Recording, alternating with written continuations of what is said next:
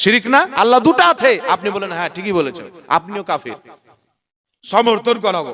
তো কদম বসি করা যদি শিরিক হয়, নবী পাকের একাধিক সহিহ হাদিস, সাহাবায়ে কেরাম নবী পাকের কদমকে চুমুন দিলেন, আমার নবী নিষেধ করলেন না।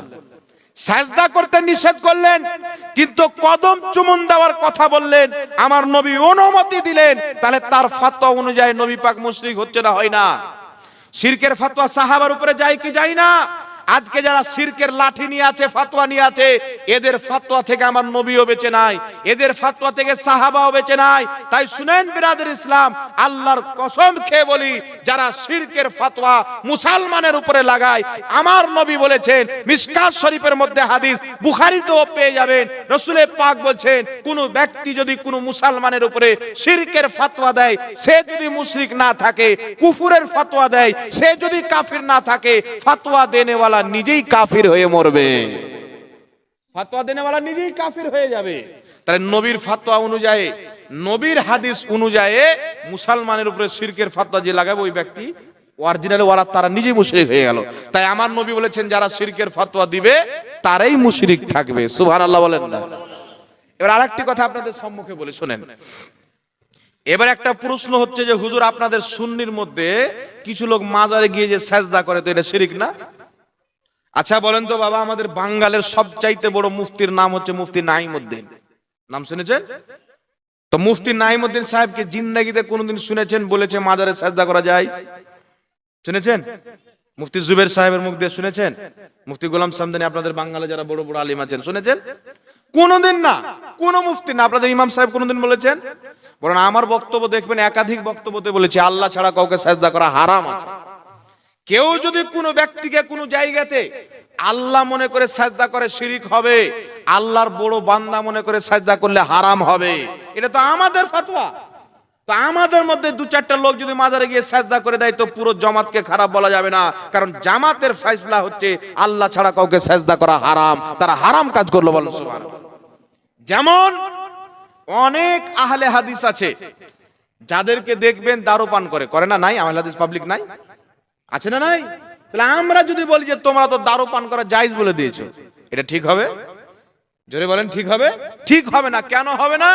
মৌলবি তো হারাম বলে, কিন্তু আর শয়তানের ফাঁক করে পড়ে পাবলিক খেললো। তো যে মাজারে সাজদা করলো আর পীরকে সাজদা করলো, ও তো শয়তান।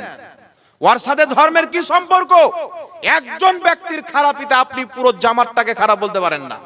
একজন আমাকে ফোন করে বলছে কলকাতা থেকে, হুজুর আপনি কি মাজার পূজারী? আমি বললাম আপনি মুসলমান না হিন্দু? বলছে মুসলমান। আমি বললাম ইসলামের নিয়ম হচ্ছে কোন ব্যক্তির উপরে অপবাদ লাগা নিজের মায়ের সাথে জেনা করার চাইতে নিকৃষ্ট বড় গুনাহ। তাহলে তুমি যে আমাকে মাজার পূজারী বললে, তাহলে একটা প্রমাণ করো যে আমাকে কোন মাজারে সাজদা করতে দেখেছো, পূজা করতে দেখেছো। আমি বললাম ভাই, নিজের আখিরাতকে ধ্বংস করিও না। শরীয়তের ফয়সালা হচ্ছে এই যে আপনাদের পর্বতপুর গ্রামে সারা গ্রামের ব্যক্তি যদি দারু পান করে, একটা লোক যদি পান না করে, তাহলে সারা গ্রামের লোক দারুখোর বলে ফতোয়া দেওয়া যাবে না। একজন ভালো, বাকি সবকে দারুখোর বলতে হবে।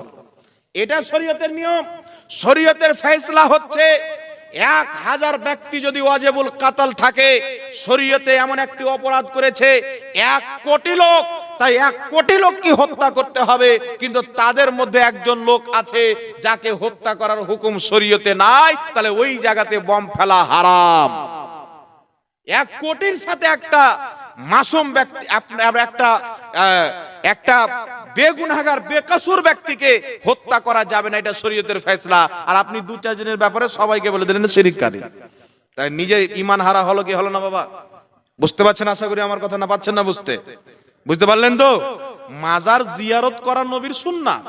মাজারে যান, 2-4 হাত দূরে দাঁড়ান, যা জানেন তিলাওয়াত করেন, কোরআন পাক দুরূদ শরীফ পড়েন, সালাত ও সালাম পড়েন, তার ওসিলা দিয়ে দোয়া করেন, আল্লাহর কাছে চান, বাড়ি চলে আসেন। জি, কারণ সাহাবায়ে কেরাম মুসান্নাফ ইবনে আবি শাইবার মধ্যে সহিহ হাদিস। লাগলে আমার কাছে হাদিস নেবেন ভাই, আমার নাম্বার ইউটিউবে পেয়ে যাবেন, ফোন করবেন, হুজুর মাজার সাহাবায়ে কেরাম গিয়ে নবীর ওসিলা দিয়ে দোয়া করেছেন, নবীর ইন্তিকালের পর হাদিসটা দেন তো, আপনাকে হাদিস আমি দিয়ে দেবো, পাঠিয়ে দেবো, বাংলা অনুবাদ সহ পাঠিয়ে দেবো। কে হাদিসটাকে সহিহ বলেছেন এটাও লিখে পাঠিয়ে দেবো, যেন আপনি শিক্ষা পান, পথভ্রষ্ট না হন। সাহাবায়ে কেরাম উমর ফারুকের জামানায় বৃষ্টি বন্ধ হওয়ার কারণে আমার নবীর মাজারে গিয়ে দোয়া করেছেন, আল্লাহ তার বরকতে বৃষ্টি দান করেছেন, বলেন সুবহানাল্লাহ। তাই সিয়ার আলামিন নুবালার মধ্যে ইমাম শামসুদ্দিন যাহাবী, তারপরে আপনার হিসনে হাসিন কিতাবের মধ্যে এগুলো বহুত বড় বড় মুহাদ্দিস তারা ফতোয়া দিয়েছেন, আর দুআও মুস্তাজাবুন ইনদা কুবুরিল আমবিয়া ওয়াল আউলিয়া, আল্লাহর নেক বান্দাদের কবরে, নবীগণের কবরে তাদের ওসিলা দিয়ে দোয়া করো, আল্লাহ তোমার দোয়াটা কবুল করবে। কিন্তু আপনি ওসিলা দিয়ে দোয়া করে কি বলবে, যে এরা গিয়ে বলছে খাজা বাবা আমার বাচ্চা নেই, বাচ্চা দে। কে বলেছে ভাই?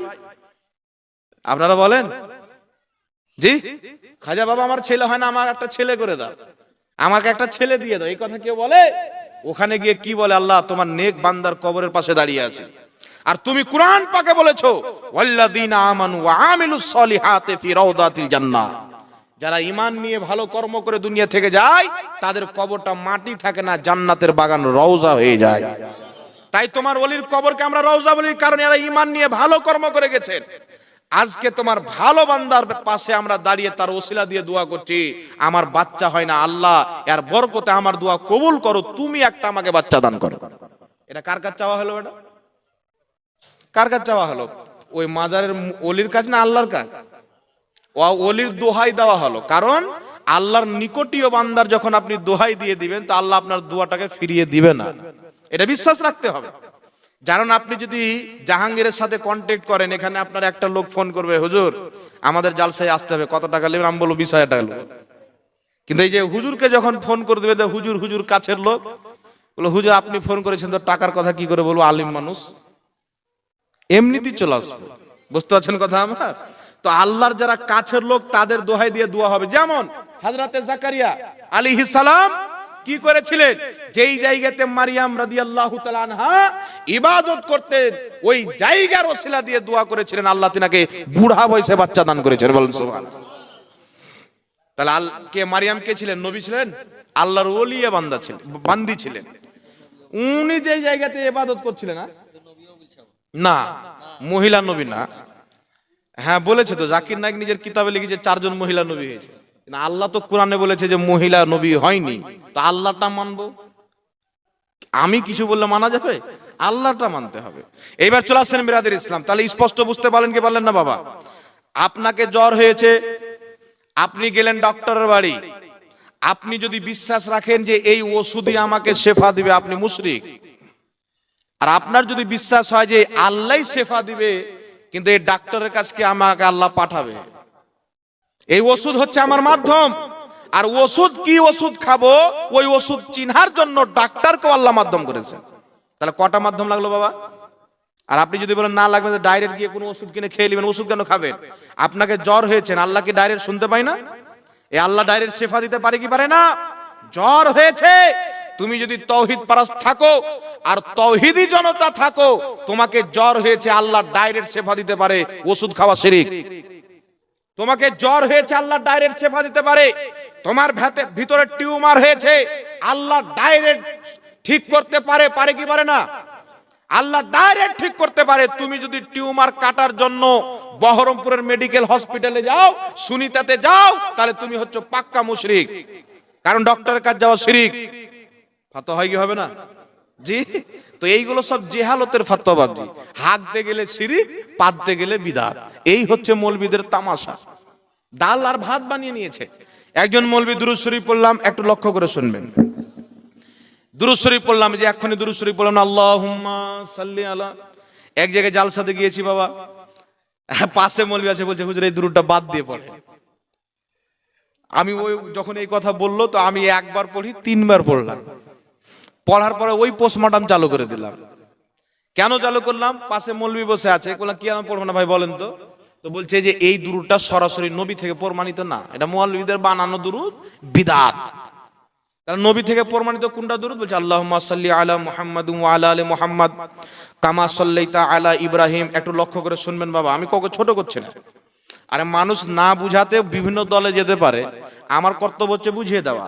আর আপনার যদি বুঝ নেওয়ার ইচ্ছা থাকে, আপনি আমার নাম্বার নিয়ে কথা বলেন, আমার মাদ্রাসাতে এসে কথা বলেন, আমাকে বাড়িতে ডেকে কথা বলেন, আমার কোনো আপত্তি নাই। তো আপনার ঘরে ডেকে কথা বলেন, যেখানে ডাকেন আমার আপত্তি নাই। আল্লাহুম্মা সাল্লি আলা মুহাম্মাদ ওয়া আলা আলি মুহাম্মাদ। রাসূল পাককে জিজ্ঞাসা করছেন সাহাবী, হুজুর সালাম তো আমরা বুঝেছি, নামাজের মধ্যে আপনার প্রতি দুরূদ কিভাবে পড়বো? রাসূলে পাক বললেন আল্লাহুম্মা সাল্লি আলা মুহাম্মাদিন ওয়া আলা আলে মুহাম্মাদ কামা সাল্লাইতা আলা ইব্রাহিম ওয়া আলা আলি ইব্রাহিমা ইন্নাকা হামিদুম মাজিদ। তারপর আল্লাহুম্মা বারিক আলা আছে না নাই? তাহলে নবী পাক এই দুরূদ শিক্ষা দিয়েছেন, নামাজের মধ্যে পড়ি সর্বশ্রেষ্ঠ দুরূদ। তাহলে এই দুরূদ ছাড়া আপনি ফালতু মৌলবীদের বানানো দুরূদ পড়বেন তো বিদআত হবে, জাহান্নামে যাবেন। আর বিদআত মানে জাহান্নামে যাবেন। তা আমি বললাম যে হুজুর আপনি কতক্ষণ বক্তব্য রাখলেন? যে মোটামুটি আধ ঘন্টা রাখলাম আমরা। আপনি আধ ঘন্টাতে কমসে কম 20 বার নবীর নাম নেওয়ার পর সাল্লাল্লাহু আলাইহি সাল্লাম বলেছেন। তো তখন দুরূদে ইব্রাহিমটা পড়তেন, সাল্লাল্লাহু আলাইহি সাল্লাম কেন পড়লেন? তো আপনার ফতোয়াতে তো আপনি নিজেই জাহান্নামী হয়ে গেলেন। বুঝতে পারলেন? জি বুঝতে পারলেন কথাটা? এ মৌলবী মানুষকে শিখাচ্ছে যে নবীর শিক্ষা দেওয়া দুরূদে ইব্রাহিম পড়ো, আর ওই মৌলবী যতবার নবীর নাম নিচ্ছে বলছে সাল্লাল্লাহু আলাইহি সাল্লাম, রাসূলুল্লাহ সাল্লাল্লাহু আলাইহি সাল্লাম, নবী সাল্লাল্লাহু আলাইহি সাল্লাম বলে কি বলে না? জি। তো তখন দুরূদে ইব্রাহিম কোথায় যায় ভাইপোর? তখন তো তার কর্তব্য যে নবীর নাম নিয়ে রাসূলে পাক বলেছেন যেই ব্যক্তি আমার নাম নিল বা শুনলো, আমার প্রতি দুরূদ পড়লো না, ওই ব্যক্তি ধ্বংস হয়ে যাক, তার নাক মাটির সাথে মিশে যাক। এভাবে অনেক কিছু আছে, গাদালুদ হয়ে যাক, বিভিন্ন রকমের ওয়াইদ এসেছেন। তার কারণে নবীর নাম নিলে দুরূদ পড়তে হয়। একটি মজলিসে নবীর নাম যদি 100 বার লওয়া হয়, 100 বার দুরূদ পড়া মুস্তাহাব, একবার পড়া ওয়াজিব। বলেন সুবহানাল্লাহ। একবার পড়তে হবে এক মজলিসে। তাই মৌলবী যখন বলে রাসূল তখন বলে সাল্লাল্লাহু আলাইহি সাল্লাম, রাসূলুল্লাহ সাল্লাল্লাহু আলাইহি সাল্লাম। দুনিয়াকে শিক্ষা দিচ্ছে দুরূদে ইব্রাহিম ছাড়া চলবে না। বেটা নিজেই বারবার দুরূদে ইব্রাহিম পড়ছে একবার, সাল্লাল্লাহু আলাইহি সাল্লাম বলছে 1000 বার। তাহলে তার ফাতওয়া অনুযায়ী সে নিজে বিদাতি হলো কি হলো না? নিজে জাহান্নামী হলো কি হলো না? একটু লক্ষ্য করুন বাবা। এবার শুনেন, আমি ওকে বললাম যে একটা হাদিস দাও। আপনাকে যখন কোন মৌলবী বলবে ইয়া নবী সালামু আলাইকা, কোন হাদিসে নাই। আল্লাহুম্মা সাল্লি আলা সাইয়্যিদিনা মাওলানা মুহাম্মদ, এই দুরূদ কোন হাদিসে নাই। ওই মৌলবীকে বলবেন যে একটা হাদিস দাও, আমার নবী বলেছেন তুমি যখন জালসায় মসজিদে বক্তব্য দিবে আমার নাম লওয়ার পরে সাল্লাল্লাহু আলাইহি ওয়াসাল্লাম পড়বে। এটা যেই হাদিসে আছে ইয়া নবী সালামু আলাইকা, ওই হাদিসে আছে। আর তোমার যদি কোনো হাদিস না থাকে যুক্তি দিয়ে জায়েজ বলো, তো যুক্তি দিয়ে নবী সাল্লাল্লাহু আলাইহি ওয়া জায়েজ আছে। তোমারটা যে অবস্থায় জায়েজ আছে ওই অবস্থায় এটাও জায়েজ আছে। তো তুমি একটাকে জায়েজ বলে আরেকটাকে নাজায়েজ বলে দিবা, এর মানে তোমার মধ্যে নিফাক আছে, মুনাফিকি আছে। আরেকটি কথা শুনেলেন বাবা, এখানে কথা বলেন বাবা। এবার আরেকটা লক্ষ্য করেন, কে কথা বলছে পিছনে? পাগল ছেলে পিছনে কথা বলে। কারোর কোনো প্রশ্ন থাকলে আপনারা লিখিত আকারে দেন, কোনো সমস্যা নাই। কোনো নাম লিখতে হবে না, ডাইরেক্ট প্রশ্ন লেখেন, ডাইরেক্ট আমার সামনে এসে দিয়ে চলে যান, অসুবিধা নাই। এবার শুনেন বাবজি, একটু লক্ষ্য করেন। এরা বলতে চাই যেটা নবী পাক দুরূদ পড়েনি ওই দুরূদটা পড়লি বিদআত, আর বিদআত করলি জাহান্নামে যেতে হবে। একটু লক্ষ্য করে শুনবেন। একজন বলছে বিদআত করলে জাহান্নামে যেতে হবে, নবীর হাদিস। আমি ওকে একটা বুখারীর হাদিস দিলাম।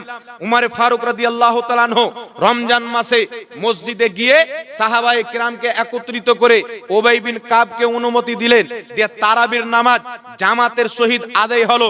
বুখারী শরীফের সারা উমদাতুল কারির মধ্যে লেখা আছে 20 রাকাত তারাবির নামাজ আদায় হলো। 20 রাকাত তারাবির নামাজ আদায় হওয়ার পর হযরতে উমর ফারুক বলেছিলেন নিমাল বিদআতু হাদিহি। উঠান বুখারী শরীফে আছে, হযরত ওমর ফারুক বলছেন নিমাল বিদআতু হাদিহি, আমরা কত সুন্দর বিদআত চালু করেছি। তাহলে হযরত ওমর ফারুক জান্নাতে গেল না জাহান্নামে গেল? নাউজুবিল্লাহ বলেন না, নাউজুবিল্লাহ। কে বলতে পারবে জাহান্নামে ঈমান থাকবে?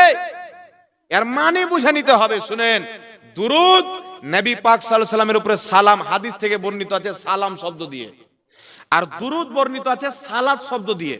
আপনার সালাত এবং সালাম যদি থাকে, বাকি আপনি সাইয়্যিদিনা মাওলানা যত বাড়ান কোনো সমস্যা নাই। কারণ সাইয়্যিদিনা মানে নবী আমাদের সরদার, মাওলানা মানে নবী আমাদের অভিভাবক, আমাদের সরদার।